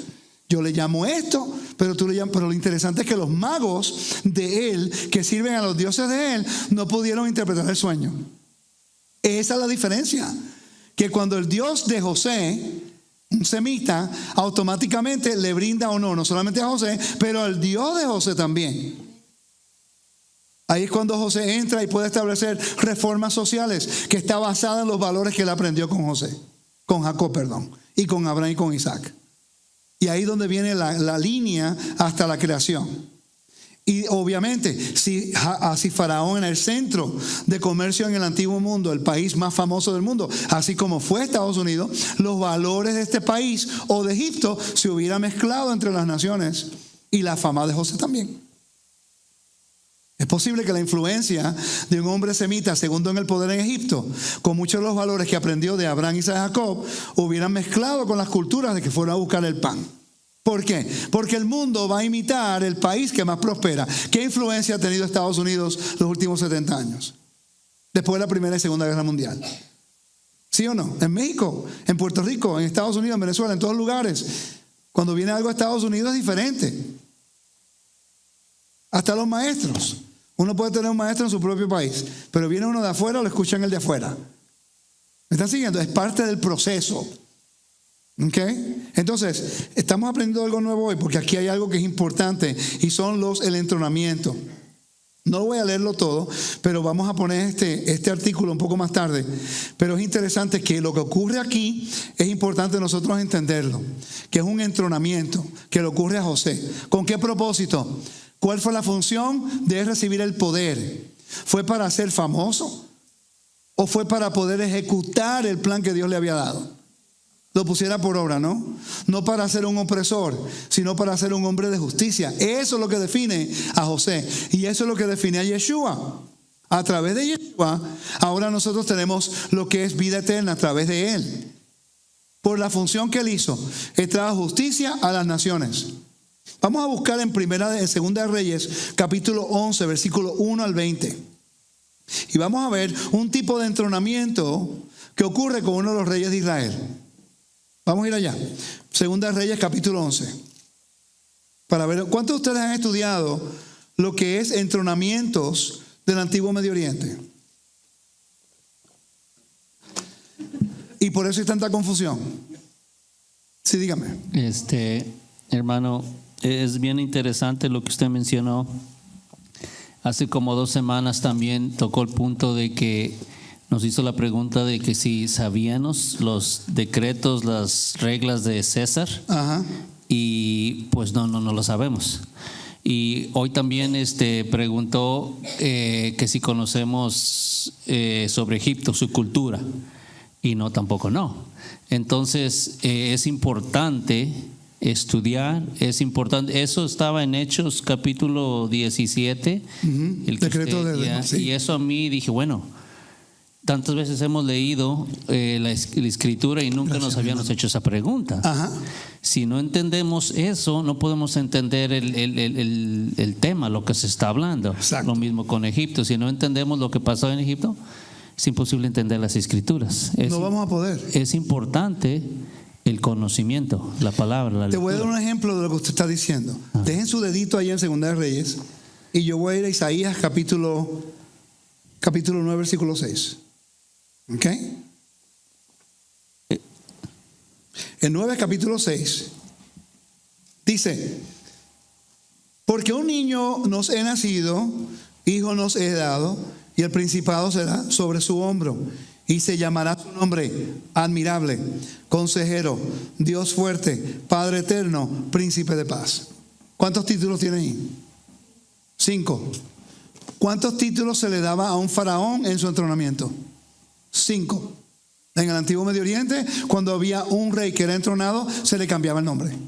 Ahora busca el libro Apocalipsis y ¿cuántos nombres tiene Yeshua en el libro Apocalipsis? El verbo, la tribu de David, la raíz de David, el león de Judá. Le llama hasta el alfa y el omega. Le cambian el nombre. Es un entronamiento. Pero el problema es que si no estudiamos estos elementos, no vamos a entender lo que estamos tratando de decir. Y no es que estamos minimizando a nadie, sino que estamos entendiendo que aquí, por ejemplo, o es el Padre eterno o príncipe de paz. Sahapanim. Son dos cosas diferentes. Cuando uno estudia la Biblia en su contexto, lo vemos diferente. Lo digo con confianza, no en arrogancia. Me tomó mínimo 5 años entender esto. Y estudié sobre 200, 300 artículos del Antiguo Medio Oriente. ¿Y cuántos libros yo tengo, Yoli, del Antiguo Medio Oriente? Tuve que estudiarlo porque me confundía. Hasta que estoy estudiando lo que era entrenamiento del Antiguo Medio Oriente. ¿Ok? Y de repente yo veo que a Faraón se le cambiaban, se dan 5 nombres. Entrenamiento, se llama el libro, yo lo tengo en casa, entrenamiento en los Salmos. El Antiguo Medio Oriente, y hay un capítulo que se llama Kingship. Cuando yo leí eso, Dios mío, qué claro está. Entonces, cuando yo vengo buscando admirable consejero, Dios fuerte, Elohim fuerte, Padre eterno, y después príncipe de paz. En el judaísmo se habla acerca de Sar Hapanim, el príncipe de la presencia, el príncipe de la cara, como le dicen, que se llama el Malach Elohim, el mensajero de Dios, el ángel de Dios. Tú dices ángel, la gente se vuelve loca. No. La palabra malach tiene una connotación muy diferente en hebreo. Y el mismo judaísmo te dice que hay uno que es diferente que todos los demás. Y si buscas en el judaísmo te dicen que ese es el protector de Israel. Hine lo yanum velo yishan. ¿Verdad que sí? Lo yanum velo yishan. Todo el mundo sabe ese salmo. ¿Ok? El que no duerme, el que protege a Israel, ¿sí? Ellos saben que ese salmo es para el príncipe de la presencia que guarda Israel. Interesante. Entonces, Padre Eterno era también un título para el rey. El rey se consideraba un buen pastor. El rey se consideraba la luz del mundo. Un rey se consideraba como el Padre Eterno del reino. Era el Padre del reino, pero era el príncipe del Dios creador. Todo el mundo sabía eso en el Antiguo Medio Oriente. Ninguno de los reyes del Antiguo Medio Oriente se llamaban el Dios mismo. Ellos sabían que eran la representación, pensaban que eran la representación del Dios que ellos servían en la tierra. Así era el Antiguo Medio Oriente. Cuando leemos este versículo y entendemos el Antiguo Medio Oriente, tenemos claridad de lo que está diciendo aquí. Porque habían 5 nombres que se le daba a Faraón en su momento de entrenamiento. Por eso que a José se le cambió el nombre. Sefanas Penea, qué interesante. Le dan una posición de honor, inmediatamente le cambiaron el nombre.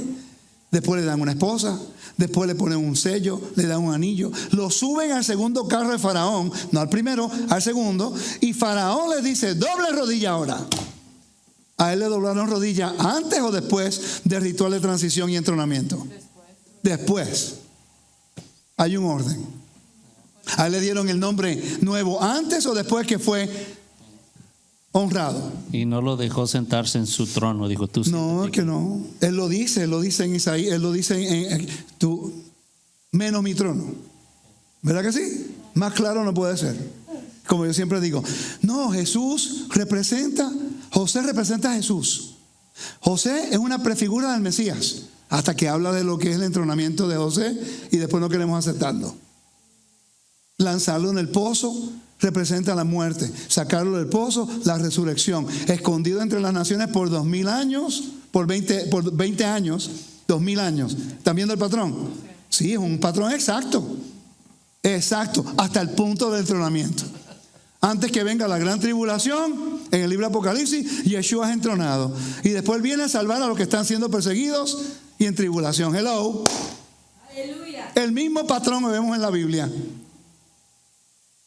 Pero a veces tenemos que buscar estos recursos para entender más claramente las cosas.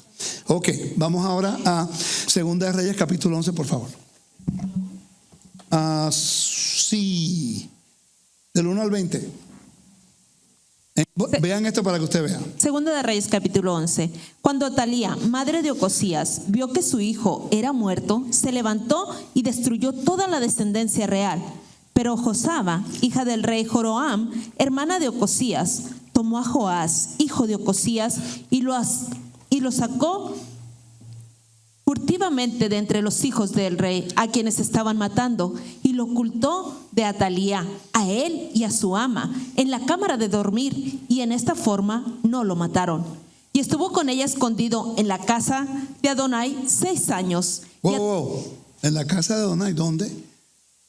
¿Dónde lo escondieron? Esa es la pregunta. Si están viendo la imagen de la pantalla de mi aplicación. Si vamos acá, no quiero. En el templo había un edificio grandísimo. Vamos a ir allá, rapidito. Vamos a entrar aquí. ¿Ok? Por la puerta Nicanor. Ahora entramos acá y vamos a mirar el edificio del templo. Altísimo que era. Que estaba dividido en 2 pisos. El lugar santo, el lugar santísimo y el segundo piso. Nadie podía subir al segundo piso. Solamente un sacerdote podía entrar.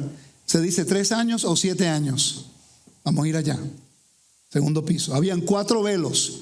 El velo que vieron, los 2 velos que dividían el primer templo, el lugar santo, el lugar santísimo durante el segundo templo. No en el tiempo de Salomón. Estamos hablando del tiempo de Salomón aquí en este capítulo. ¿Okay? El templo no era tan alto. Era 60 codos de alto y el templo de Herodes era 100 codos de alto. 22 pisos de alto en el tiempo de Herodes. ¿Ok? Y el otro pues era de 60 codos. 100 codos, 60 codos, como 15 pisos. ¿Ok? O 14, bastante alto, ¿no? Ok. Entonces, en el templo se encuentra lo que es el templo. Y vamos a ir a la cámara alta. Y en la cámara alta voy a moverme hacia acá para que lo puedan ver. Del segundo piso. Y ahí había un lugar bastante grande. Obviamente este es más grande que el primer templo, pero era bastante espacioso. Se piensa que este fue el lugar donde escondieron a este rey porque nadie podía subir allí. Recuérdate, en el tabernáculo, el tiempo del tabernáculo, no había un segundo piso. ¿Me están siguiendo? Que se establece un precedente que en causa de lo que era seguridad de este rey, pues lo escondieron en un lugar en el templo, pero no podían esconderlo en el lugar santísimo. Yo he escuchado gente que han dicho que estaba y que en el lugar santísimo. Gente hablando de ese capítulo diciendo que estaba escondido en el lugar santísimo. No tiene lógica. Este es el segundo piso. Debajo de este piso está el lugar santo y el lugar santísimo. ¿Me están siguiendo? ¿Y cómo subían? Tremenda pregunta. Ahora vamos a subir. Porque lo que está ahí era un velo, ¿verdad? Sí, había un velo para dividir. Pero si abajo era donde estaba el lugar santo y el santo. Y no entendí la pregunta. Porque estaban separando. Esa es la logística del templo. Estaban separando los mismos espacios arriba y abajo. Si alguien subía, no permitían que subiera tampoco. Porque no era que estaba entrando al lugar santísimo, pero tenía que ver con cosas de santidad. ¿Ok? Y en el segundo piso, lo que había, le voy a enseñar rápido antes de continuar. No podían entrar a la parte del lugar santísimo, pero a la parte del lugar santo. ¿En el primer piso? En el segundo piso. No, en el segundo piso, los únicos que podían entrar ahí eran los sacerdotes, más nadie. Pero había una división. Sí, había una división, como si hubiera sido el primer piso, pero la Biblia no lo requiere. O sea, fue algo que ellos hicieron para mantener las diferencias. Porque aquí lo que ocurre atravesando el velo, estamos viendo esas máquinas en la cual cada cierto tiempo, ese es el segundo piso, los extremos de las vigas se paraban dentro de la aliyá, arriba, aliyá subiendo, el santo del Santísimo, el lugar santísimo, se abría escotillas en el aliyá. Y la ubicación del lugar santísimo a través de las cuales bajarían a los artesanos en cajones para evitar que se fijaran en el lugar santísimo. Entonces, cada cierto tiempo, ellos venían y los sacerdotes podían subir, se metían en unas cajas en la cual le tenían la cara, daba la pared y limpiaban el lugar santísimo. Pero no podían entrar y mirar. Tenían que limpiarlo. ¿Ok? Sí, ellos estaban en la caja, como decir, yo estoy en la caja y aquí es la pared y la caja me tiene adentro y voy bajando y voy limpiando. Logística, ¿no? Entonces aquí es donde se dice que ellos fueron, a ver si lo encuentro por acá. Ahí ves, ¿viste? Lo pueden bajar ahí hacia abajo. Y aquí es donde se dice que fue escondido el rey. Se dice donde ellos no podían entrar, él hubiera estado seguro. Solamente un sacerdote podía entrar. No estoy diciendo que eso fue así. Estoy diciendo que era el único lugar en el templo donde era seguro que nadie podía subir. Ningún gentil podía entrar. Ningún israelita podía entrar. El rey porque vino a la tribu de David y este tenía que proteger la identidad del rey. ¿Me están siguiendo? Ok, vamos a seguir. ¿Nunca se habían preguntado dónde fue él escondido en el templo? Ah, ven. Por lo menos me necesitan un día más. Pero ¿quién lo metió El ahí? micrófono. ¿Quién lo metió ahí? Vamos a ¿La seguir sierva? leyendo, vamos a seguir leyendo. Porque dice que la sierva lo tomó. Sí, ¿Y ella cómo pudo entrar a ese lugar? que no sabemos. No dice que ella estuvo con él, sino que lo tomó y lo llevaron. Por eso que todavía hay muchas incógnitas. Pero es la preservación de la vida del rey. ¿Me está siguiendo? Son buenas preguntas, pero no tenemos todas las respuestas. Entonces, cuando nosotros vemos una situación en la cual la vida del rey es importante, muere el rey, muere la imagen de ese Dios que nadie ve. Entonces hay que proteger el rey. ¿Ok? Preservación de vida, recuerda, la preservación de vida va por encima de muchas cosas. ¿Ok? Siga. Versículo 4. Mas al séptimo año envió Joaida y tomó jefes de centenas, capitanes y gente de la guardia, y los metió consigo en la casa de Adonai, e hizo con ellos alianza, juramentándolos en la casa de Adonai, y les mostró el hijo del rey. Y les mandó diciendo: esto es lo que habéis de hacer.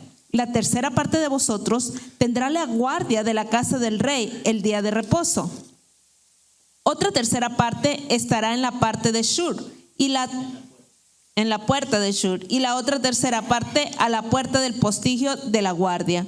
Así guardaréis la casa, para que no sea allanada. Mas las dos partes de vosotros que salen en el día de reposo tendréis la guardia de la casa de Adonai junto al rey. Y estaréis alrededor del rey por todos lados, teniendo cada uno sus armas en las manos, y cualquiera que entrare en las filas sea muerto. Están en el templo, en una parte del templo, no en el edificio. Están en una parte del templo, sacaron al rey, lo están mostrando al pueblo. ¿Ok? Ha sido guardado el rey. De repente ahora van a hacer un entronamiento. Quiero que noten lo que va a ocurrir. ¿Ok? Siga leyendo. Perdón. Lo sacaron para mostrárselo al pueblo, el rey. Sí. ¿Y por qué permanecía ahí? ¿Dónde? Escondido? ¿En dónde? No, en este caso ya estaba escondido. Ahora lo están mostrando. Salió. Ahora él va a estar en su trono. Van a hacer un entronamiento ahora. Eso es lo que está tratando de mostrar. Fue escondido en un lugar específico. Cuando él sale, ahora va a ser mostrado al pueblo y va a haber una aclamación, un entronamiento, una coronación. Esta es la prefigura del Mashiach, que como el Mesías ahora está escondido y está en el tabernáculo celestial. Y cuando él regrese va a ser aclamado y va a ser entronado en la tierra. Lo que quiere decir que ya iba a reinar. Sí, Rey, ya iba a reinar. Después que fue entronado, sí. Y por eso es que quiero leerlo, para que ustedes vean que hay un entronamiento, hay un procedimiento de entronamiento. Yeshua no puede llegar y ser rey si no pasa por el procedimiento. El príncipe Carlos, cuando murió su mamá, entonces fue cuando pasó por un procedimiento de un juramento que él hizo, y el entronamiento de él ocurre en mayo. Y después, cuando ocurre el entronamiento, ahí legítimamente se va a llamar el rey de Inglaterra y de todo el reino. Hay un procedimiento legal. Se habla de Yeshua que viene como rey, pero nunca se habla del procedimiento legal de entronamiento de él. Ese siempre ha sido mi punto de contención con lo que se está enseñando. Nadie está diciendo que no es el Mashiach. Nadie está diciendo que no es el Hijo de Dios. Nadie está diciendo que Él no es el Hijo de Adán. Lo sabemos, pero hay un procedimiento legal de entronamiento que se tiene que cumplir. Y en ningún momento este rey usurpa la autoridad del Padre, ni José usurpó la autoridad de Faraón. Nadie puede usurpar la autoridad del rey, y menos el Mashiach, que se sienta en la mano derecha. Trabajan en conjunto.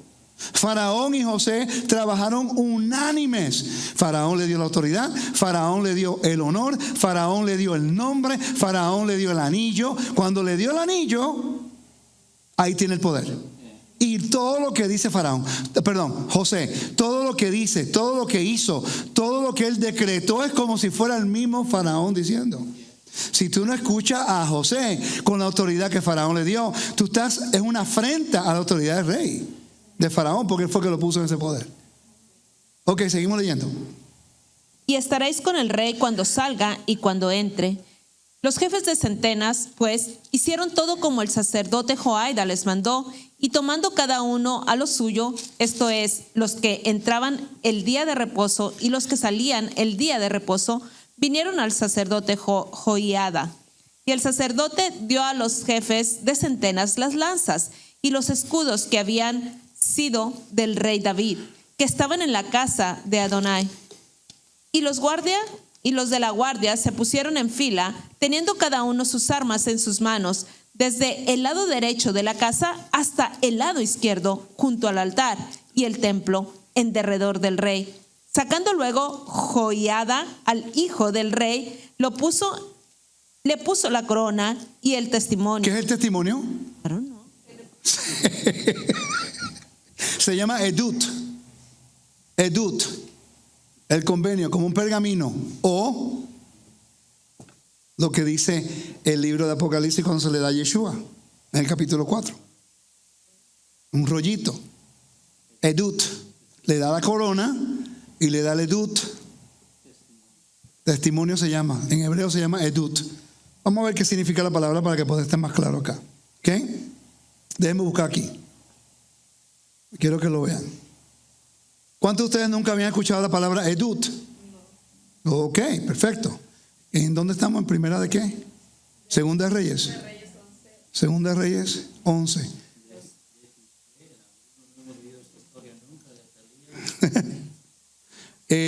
Mire, ¿por qué estoy leyendo todo el capítulo? Generalmente la gente agarra un versículo y otro versículo y hacen una teología. Yo no quiero ser así. Usted sabe que yo siempre trato de hacer lo posible de dar la mayor información para que usted pueda validarlo, ¿no?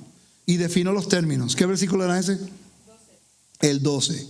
Y dice, edut. Then he brought out the son of the king and put a crown. La palabra crowned, que significa netzel. Netzel. Netzel. ¿Okay? Dedicación, corona, diadema. Una diadema, una coronación. Y después la palabra testimonio se llama edut. ¿Ve? ¿Lo ven ahí? Edut. Ok, vamos a buscar aquí rapidito. Si vemos Bible. La palabra edut. Buscamos aquí. Y te dice todo lo que significa la palabra edut.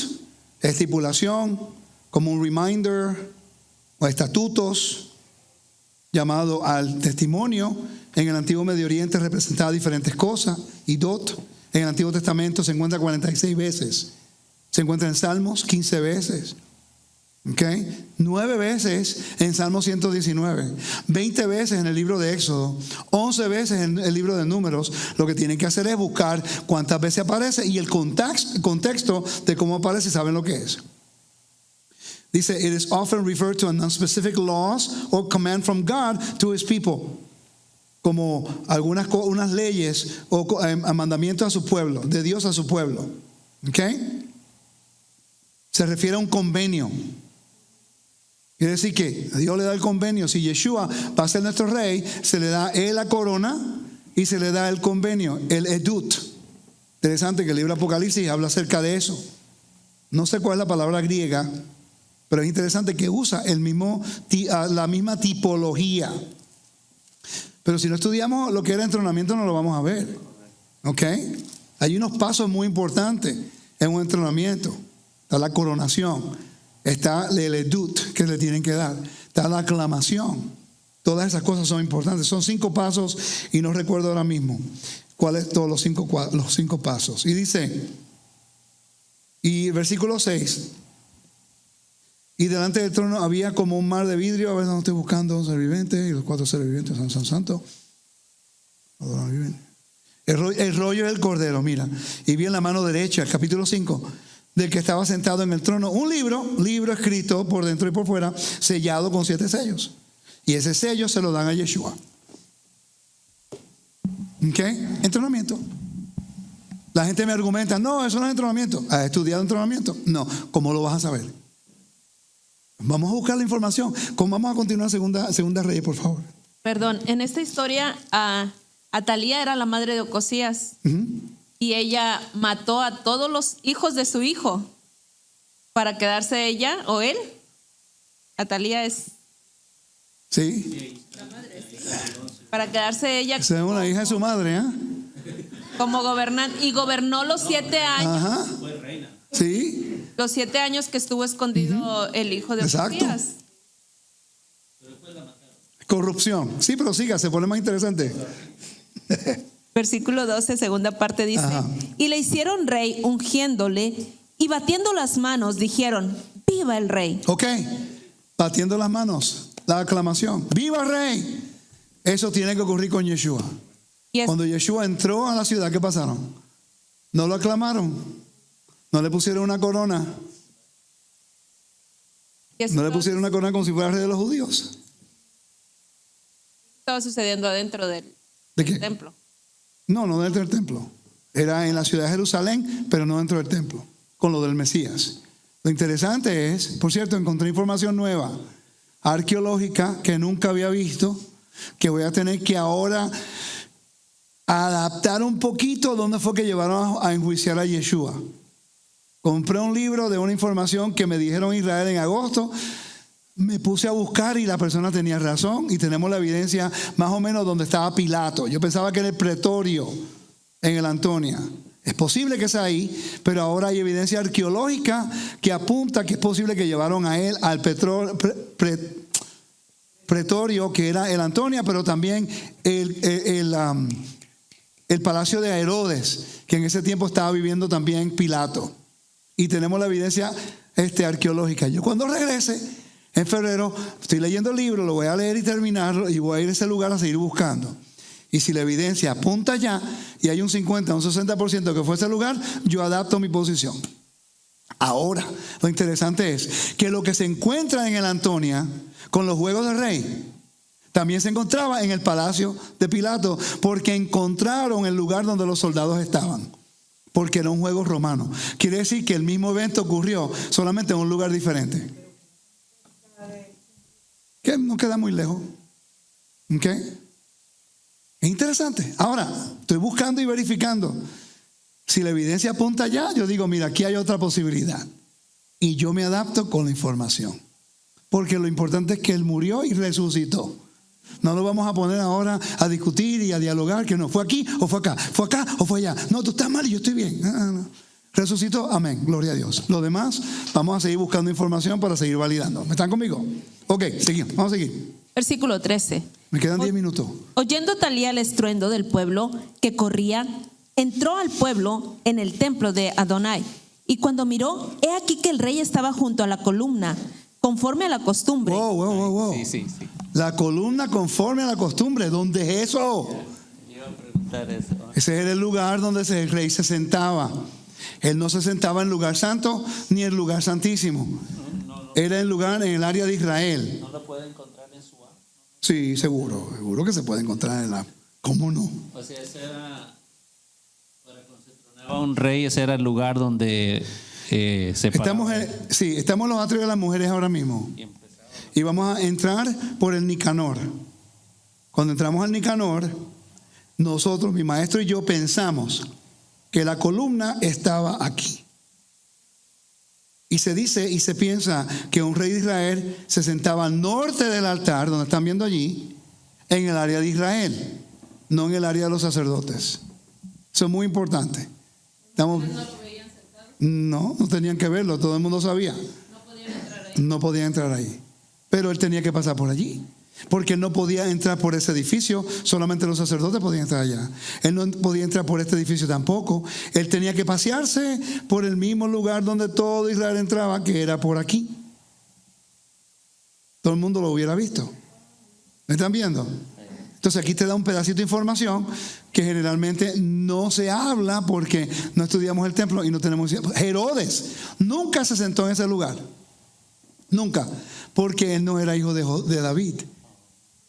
Él era hijo de Saúl, era edomita. Aunque era rey, nunca se le permitió sentarse en el templo. Y por eso fue que él construyó el patio real que están viendo aquí. El patio real lo construye él para tener un lugar donde sentarse. Tenía que respetarlo, si no le tiraban, lo sacaban. No podía. Él era rey, pero él sabía sus limitaciones. No importa, pero era rey de Israel. Pero él entendía la ley. Entonces no iba a usurpar, aunque era rey, él sabía que no podía usurparlo. Eso era una guerra civil. Sí lo hacía. ¿Ok? Siga leyendo, hermana, por favor. Y los príncipes y los trompeteros junto al rey. Y todo el pueblo del país se regocijaba y tocaban las trompetas. Entonces, se pusieron en la corona, le dieron el edut, aclamaban. ¿Y qué hicieron aquí? Tocaban trompeta. ¿No es lo que dice eso, que cuando el Mesías viene en las nubes, con el sonido de gran trompeta? Entronamiento. Sigan. Entonces Atalía, rasgando sus vestidos, clamó a voz en cuello: traición, traición. Mas el sacerdote Joiada mandó a los jefes de centenas que gobernaban el ejército y les dijo: sacadla fuera del recinto del templo, y al que la siguiere, matadlo a espada. Porque el sacerdote dijo que no la matasen en el templo de Adonai. Le abrieron pues paso, y en el camino por donde entran los de a caballo a la casa del rey, ahí la mataron. Entonces Joiada hizo pacto entre Adonai y el rey y el pueblo, que serían pueblo de Adonai, y asimismo entre el rey y el pueblo. Y todo el pueblo de la tierra entró en el templo de Baal, Sí. y lo derribaron. Asimismo despedazaron enteramente sus altares y sus imágenes, y mataron a Matán, sacerdote de Baal, delante de los altares. Y el sacerdote puso guarnición sobre la casa de Adonai. Después tomó a los jefes de centenas, los capitanes, la guardia y todo el pueblo de la tierra, y llevaron al rey desde la casa de Adonai, y vinieron por el camino de la puerta de la guardia de la casa del rey, y se sentó el rey en el trono de los reyes. Lo sacaron de la casa del Señor y lo llevaron al trono que estaba a la mano derecha. Salomón construyó el templo, y a la mano derecha de Salomón él construyó un palacio, y ahí estaba su trono. Él no se sentó en el trono de Dios en el lugar santísimo. Él lo sentaron en su trono donde Dios le dijo que se sentara, a la mano derecha, que es una expresión idiomática de un futuro rey. ¿Ok? ¿Están viendo, no? Siga, hermana. Y todo el pueblo de la tierra se regocijó, y la ciudad estuvo en reposo, habiendo sido Atalía muerta a espada junto a la casa del rey. Era Joás de 7 años cuando comenzó a reinar. Estamos viendo un entronamiento en Segunda de Reyes. ¿Cuántos de ustedes no habían visto el entronamiento y cómo se asimila con lo que le pasó a José? Cómo se asimila con lo que le va a pasar a Yeshua. Tenemos que estudiar entronamientos. ¿Qué aprendimos hoy? Isaías 9:6. 5 títulos para el rey de Israel. ¿Ok? 5 títulos que le daban al rey de Faraón, que era la costumbre en el antiguo Medio Oriente. Ahora, su tarea es ir al libro Apocalipsis y buscar cuántos nombres se le da a Yeshua en el libro Apocalipsis. Y ahí podemos nosotros tomar una mejor decisión y aprender un poquito más acerca de los roles de Mashiach. ¿Él es mi sumo sacerdote en el orden de Melquisedec? Sí, él hizo esa función. Amén. Él está ahora a la mano derecha del Padre, como dice la Biblia. Amén. ¿Ok? Él, a través de Yeshua, el Eterno, ha destruido la muerte. Amén. Tenemos la victoria, vida eterna, como regalo del Rey. Amén. Él vendrá en las nubes como nuestro Rey en la tierra. Amén. Entregará el reino después de 1000 años a su Padre, lo dice la Biblia. Y después el Padre va a morar con nosotros cuando la tierra regrese a su espacio sagrado. Y el nombre de Dios, y ya no va a haber pecado moral. De repente la historia de José y lo que ocurre con él nos enseña mucho acerca de nosotros. Nuestra capacidad de entender los roles del Mesías en la historia de José. Amén. Que el Eterno me lo bendiga, me lo guarde. Espero que esto sea de bendición para cada uno de ustedes. Y no me crean aquí, a mí, valídenlo todo. Pero no difieran con algo si no lo han estudiado. Vamos a ser sabios. Vamos a buscar la información, validar la información y compararlo en su contexto, y que la evidencia establezca la verdad. A los hermanos que están en las redes, gracias por estar con nosotros.